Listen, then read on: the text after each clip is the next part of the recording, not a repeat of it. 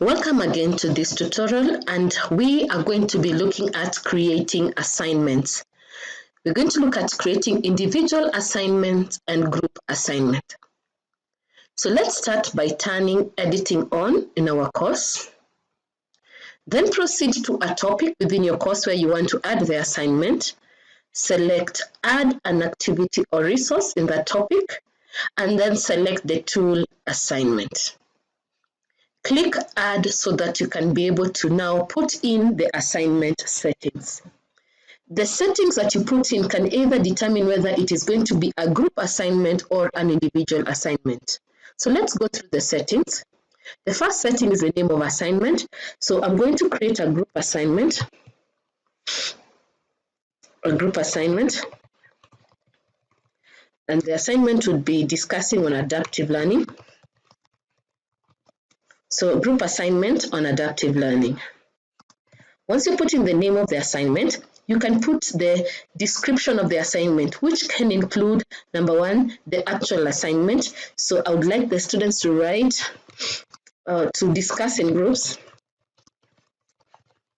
and submit an assignment on adaptive learning. So this way the students are supposed to discuss in groups and submit an assignment on adaptive learning, and you can further give them the scope of the areas which they're going to discuss and create a summary and submit. You can further include the instructions on how you'd want them to submit the assignment. Sometimes you can attach a document which contains the assignment instructions.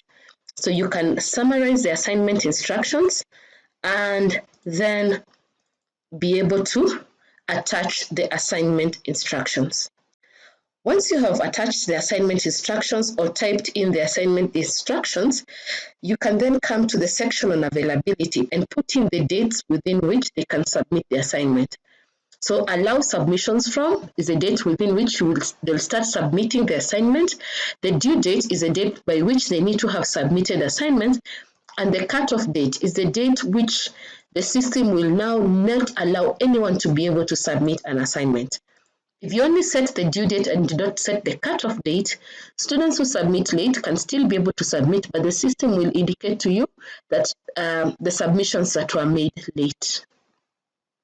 Make sure that to include the date by which the system can remind you to grade. Include the submission type.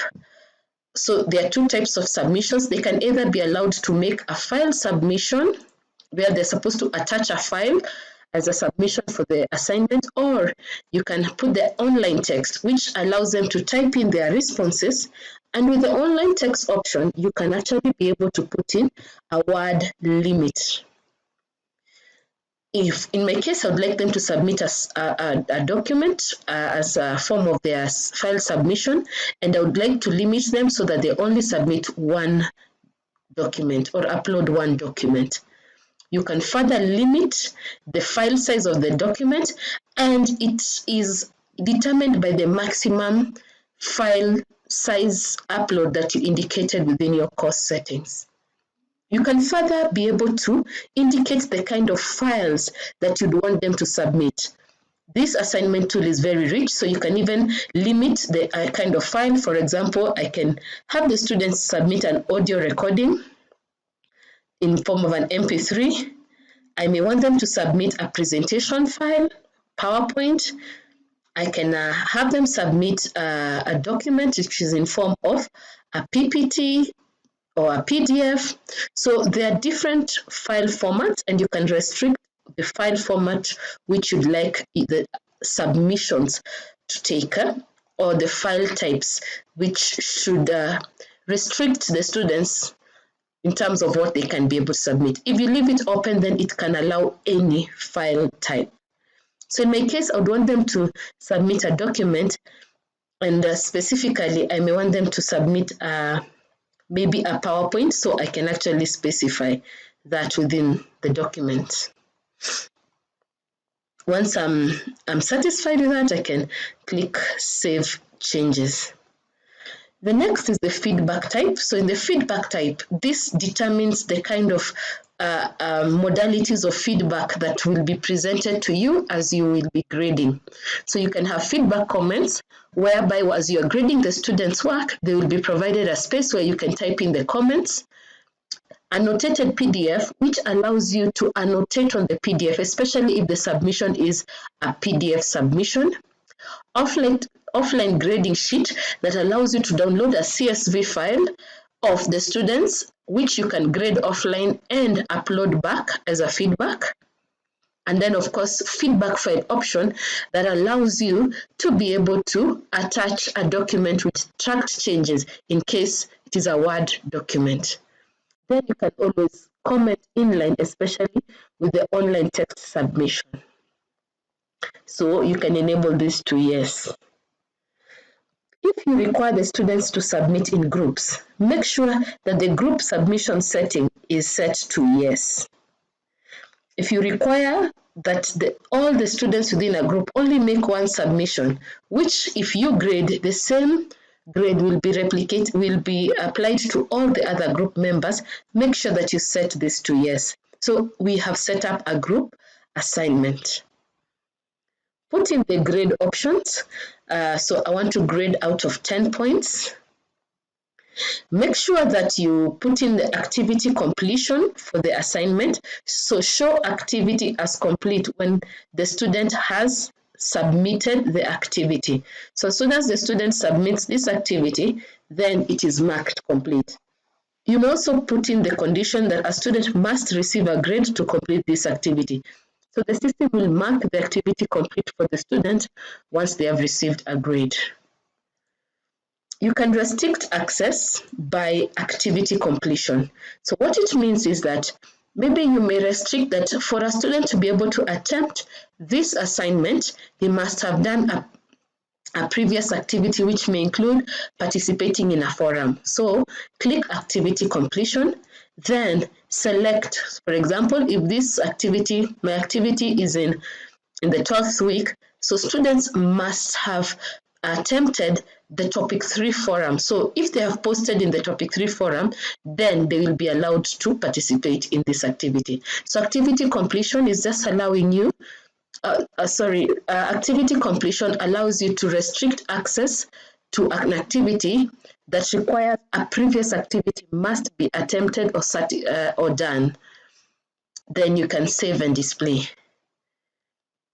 You see, so this is my group assignment. Note that it is telling me the setting required to make the setting require group to make submission is enabled, and some users are either not a member of a group or are a member of more than one group. So it's just a warning telling me that some of my students may either not be in a group or they may be in more than one group. And note that because this is a group assignment, I'll need to go back to my participants list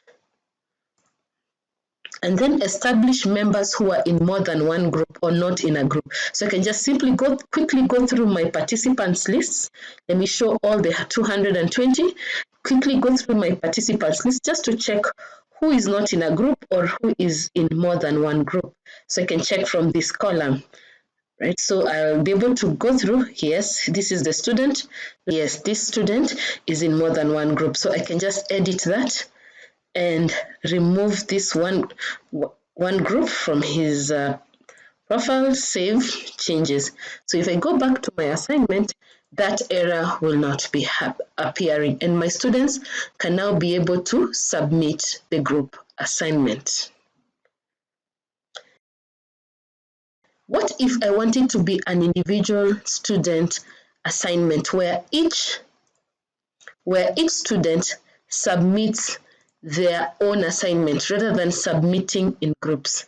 So if I do not want the students to submit in groups, as in the case that this was a group assignment, I simply go to the settings of the assignment and I remove the options for group submission. So I'll just set them to no. then save my assignment. So I've just removed the group submission so that the assignment no longer allows for group submission. And while at it, make sure that if the restriction also requires group participation or group membership, make sure you remove that restriction as well as the group submission setting, so that now it becomes an assignment which students can submit individually.